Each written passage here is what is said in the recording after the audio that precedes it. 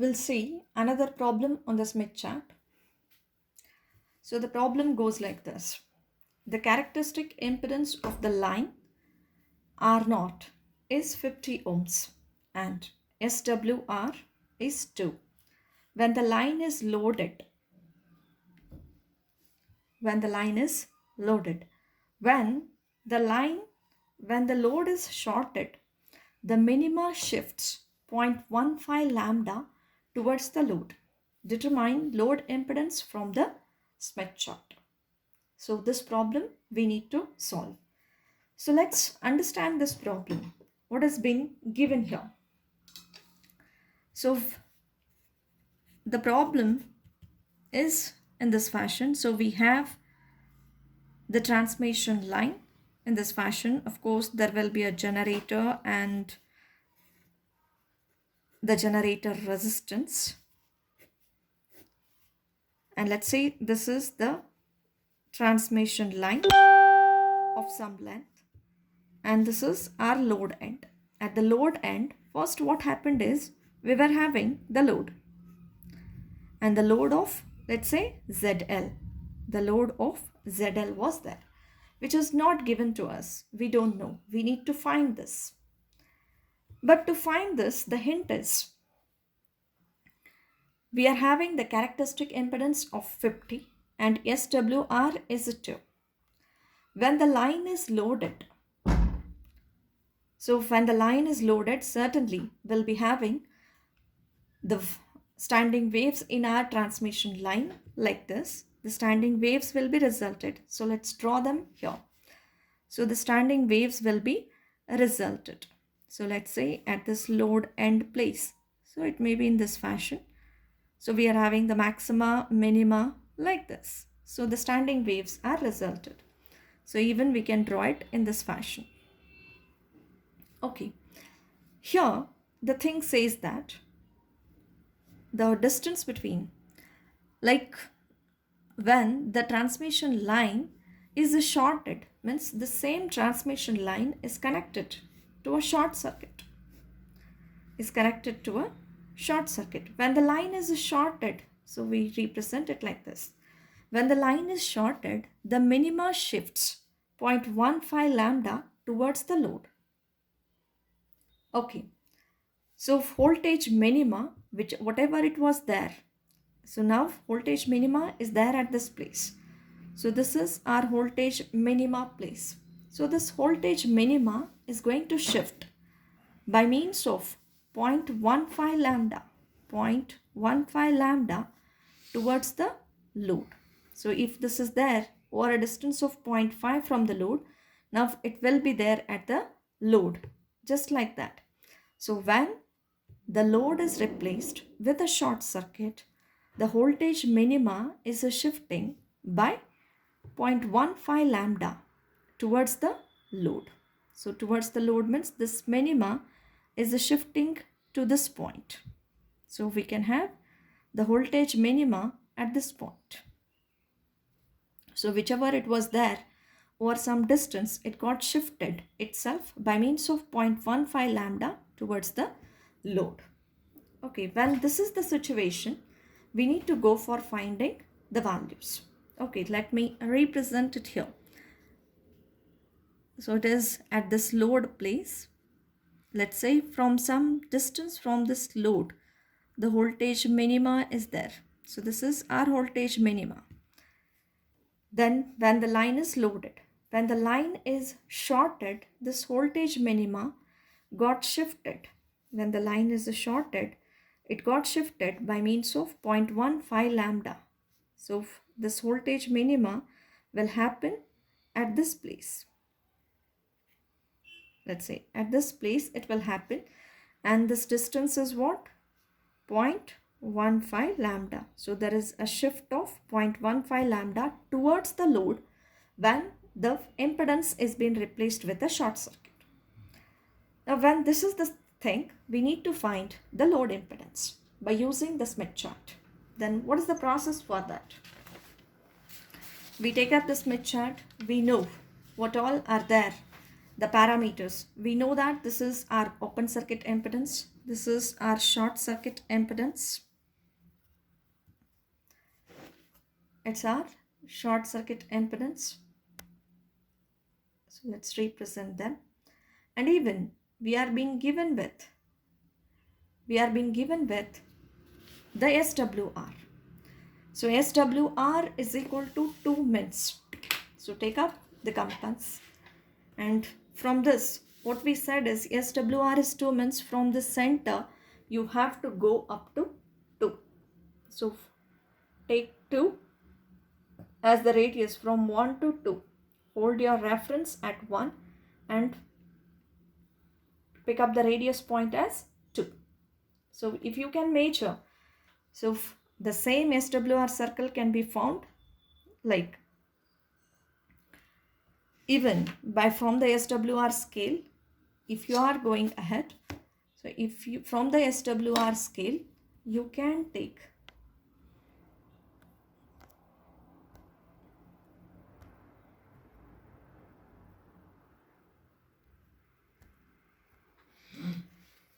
take this radius and complete the circle. Even what you can do is you can find this value as 2 from 1 to 2, and you can extend this line. So it is 2 itself, the value are same. So why to extend this line? We can take this as the center and we'll complete the circle. So we draw the circle with this radius. So the circle is referred as SWR circle. It is referred as our SWR circle. Let's complete the circle. Because of the camera, I need to take care. Okay.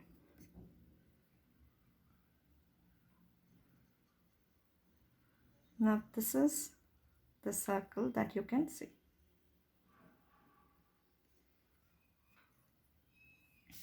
Fine.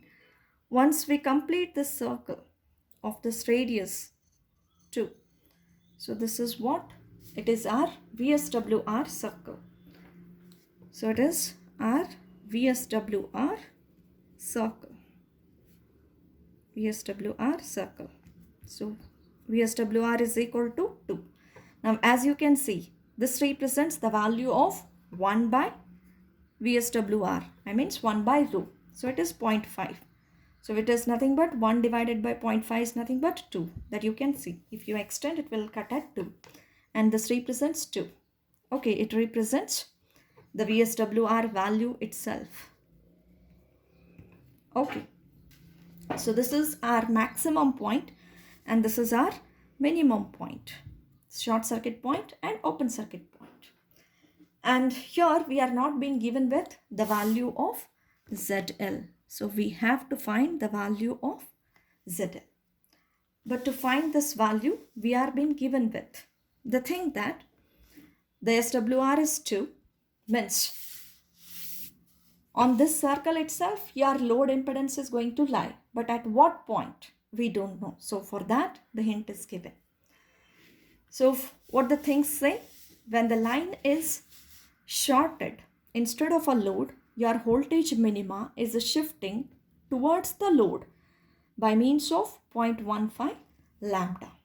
Okay.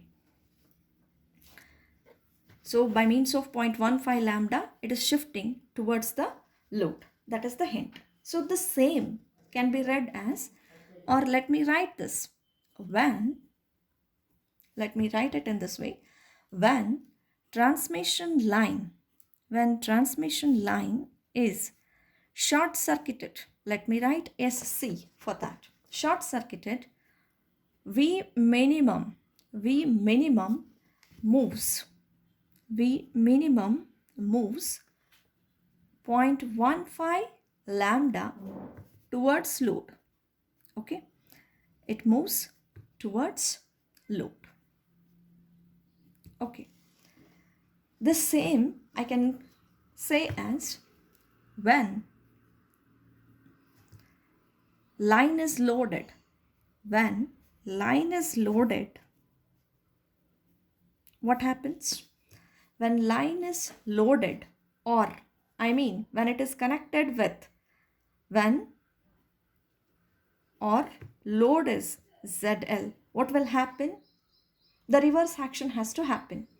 Means when the line is loaded, V minima moves. V minima moves 0.15 lambda. Now here, see the difference. When line is short circuited, V minima is moving. Means when load is replaced with a short circuit, what happens? Voltage minima is moving towards the load. Now what I am doing in a reverse way. When line is loaded, let's say short circuit it was, when it gets loaded, then what happens? V minima moves 0.15 lambda. When it was short circuited, it went towards the load. So it was going towards the load. Fine. In a reverse way, from short circuit, when you replace the load, what will happen? Your voltage minima will move away from the load. Your voltage minima is moving away from the load. Okay. As it is moving away from the load, in what direction it will be? Towards the generator. It will be towards the generator. So what I can write is V minima moves 0.15 lambda away from the load. Away from the load. Or away from the load means towards the generator. Towards the generator, we may say. And see if it is moving. So when you are loading the line, your voltage minima is moving in this direction. So as it is moving in this direction, it is towards the generator, isn't it? So now the thing is, from this, for this solution, what we are being given with, we know where the V minima will happen. Okay, so we should know that in this problem. So always, in case of short circuited lines, voltage minima will happen. Voltage minima will happen at the load itself. Means whenever you are having, so because of that it is drawn like that. In case of when the line is shorted, means at this load, if the line gets shorted, so that itself will be the point of what? V minima. Means the distance between the load and the V minima is nothing, 0. Okay, and always one more thing is, we use voltage minima for the calculation of these Smith chart problems because it gives more accurate results. So where is our V minimum point? Voltage minimas are represented on the right side. We know it is the short circuit point. Okay. It is the short circuit point. Okay, now we are there at the voltage minima. We are there at V minimum place. On this line, it is V minimum place itself. The gist of this problem is, here you are there at the voltage minima. You are there at the voltage minima. Okay, as you are there at the voltage minima, you want to find the distance between. You want to know how far is your V minima from the load when the line is loaded. Okay, so there is nothing that what is the distance between your voltage minima and the load when the line is short circuited, because that point itself is voltage minima. Now what you are there? The line is short circuited means you are there at this end. When the line is short circuited means you are there at this end. Okay, when the line is short circuited, what happened? When the line is short circuited, voltage minima is there at this place. When the line gets loaded, what happens? Your voltage minima is moving 0.15 lambda towards the generator. It is moving towards the generator, isn't it? Means voltage minima has shifted here. Now the thing is, here in the Smith chart, you can find what is V minima. You can easily find what is your V minimum point which is available at the short circuit place. Fine. So if you are there at this voltage minima itself, now what is the distance between this voltage minima? You can take this point or this point. What is the distance between this voltage minima, this point I'll extend, and this load? We need to find. So this will be our distance. And even we are being given that when it is loaded, this distance is what your voltage minima is shifting by 1.15 lambda.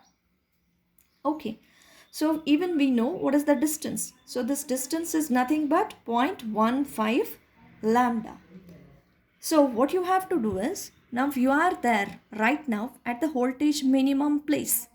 And to go to the load, what you have to do is to find the load. To find the load, what you have to do is you just move a distance of 0.15 lambda towards what? You are there at the voltage minima. You have to move towards the load, because you can find the value of V minima on the Smith chart easily. You are there right now standing at the place of V minima. Then to find the value of the load, what you have to do is you have to travel in the direction of the load. Okay, so what you do is from this point voltage minima, you have to go in a direction. Now you know this is towards load. This is towards load. So, and this is towards generator.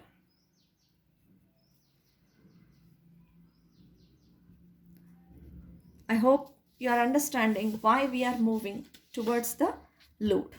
So this is the critical point of this problem. So when line is loaded, your V minima is shifted by means of 0.15 lambda away from the load. But now you are there at the V minimum point. So if from the V minimum point, if you want to reach to the load, you have to move in the direction towards the load. So on this Smith chart, locate 0.15 lambda. So 0.15 lambda is here. 0.15 lambda you can notice here. Okay, so draw a line joining this 0.15 lambda, this 0.15 lambda and the center of your Smith chart. So this point.